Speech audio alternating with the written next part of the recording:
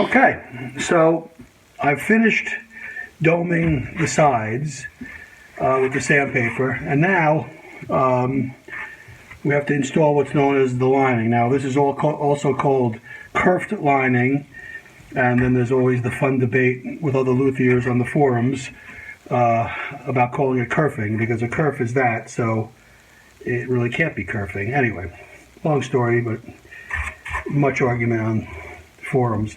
Anyway, so what it does, this piece of lining increases the surface area to glue the back on, and the same thing will happen with the top. And also, when you route in the binding, it gives you somewhere to put that binding. If you didn't have this and you routed the binding, you disconnect the top or the back from the sides. There's not enough meat there. So this just gives you some extra surface area and depth for your binding and surface area. So I'm going to glue it about 30-second proud of the sides, and then I'll sand it down again with the dome.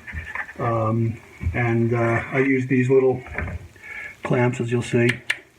So it's pretty simple, and just like usual, you got to put your right amount of glue on there. Not too much, not too little. Fancy glue spreader.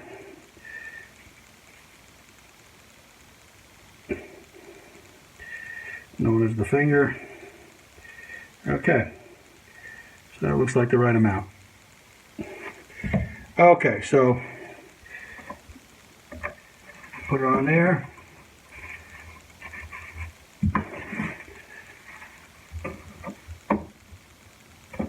Now the back has that dome, so you sort of have to follow it around, but let me turn this light on. I think that's better. So, but it does tend to conform to it because it's got the kerfs in it.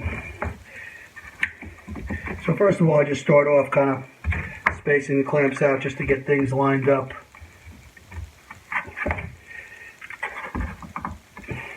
Now this one came in pieces. Usually it's one piece, but it's too long anyway, so it's no. So here you kind of push it around to get to the back to the curve here. So now what I'm going to do is I'm going to get a wet paper towel.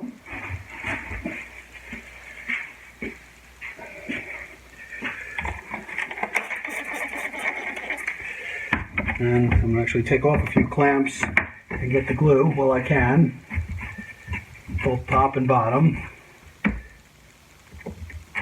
And then I'm going to put these clamps as close together as I could get them. Use a lot of them, so put them right next to each other. Boom, boom, boom. There it goes. All right. So I'm going to wet the glue as I go.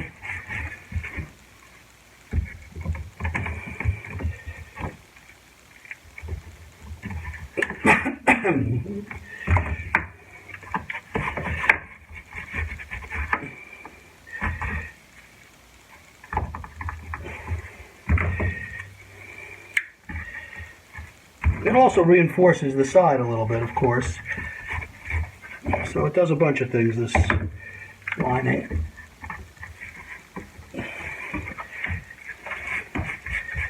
Okay, so that's how fast you can do one.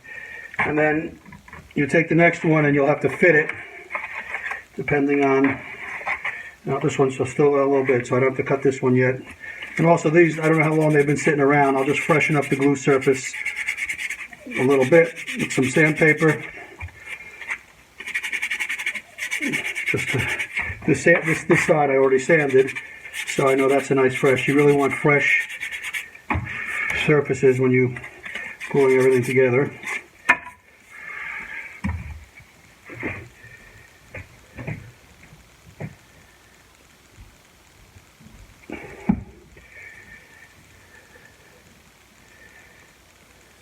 A little more glue. You don't want too little glue, but you don't want too much or it makes a huge mess. Don't ask me how I know that. Okay, so there's that.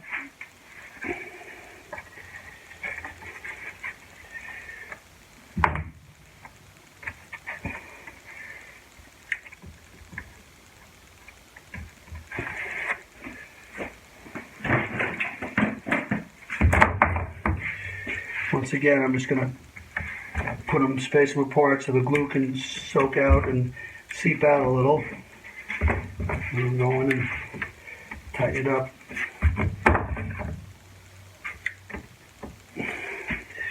All right.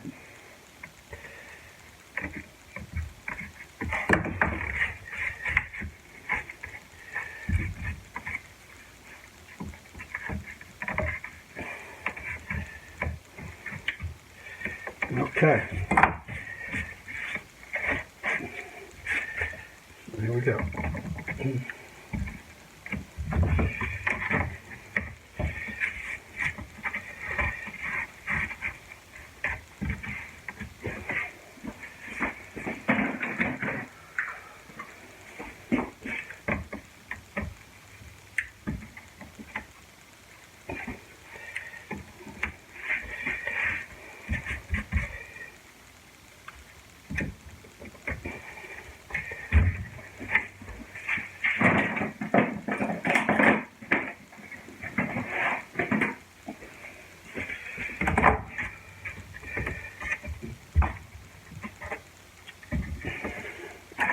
And then the last one, the last piece over here, you have this small little section here.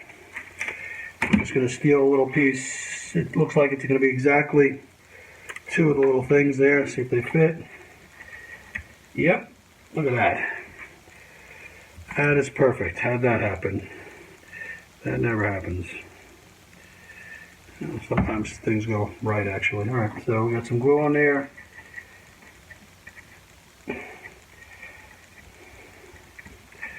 And there it is. That's the side done. And that's it. That's all there is to it. Check for any glue. There's a little errant glue here and there dripping out. There's some there. Okay. We'll call that done. All right. So obviously, same thing on the next side, and then next thing is we're gonna dome the back again to the lining, and then after that we have to notch for the braces, but I'll explain that when we get to it. Very good.